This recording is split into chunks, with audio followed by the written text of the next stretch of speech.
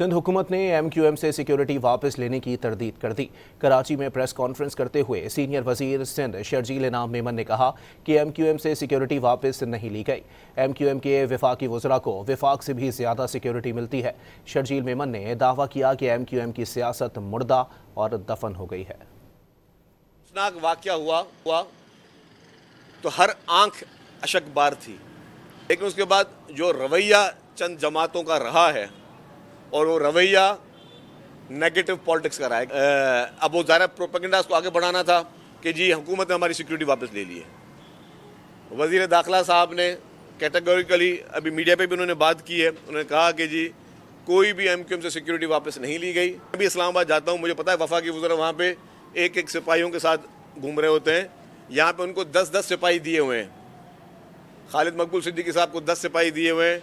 मुस्तफ़ा कमाल साहब के पास शायद उससे भी ज़्यादा सिपाही हैं। पुलिस के जवान, पुलिस की मोबाइल उनके साथ है।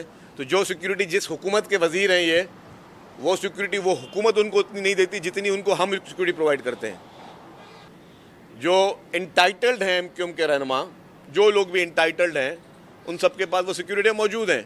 तो इनकी सियासत मुर्दा हो चुकी है, जो इनकी सियासत दफन हो चुकी है। They are the rejected people.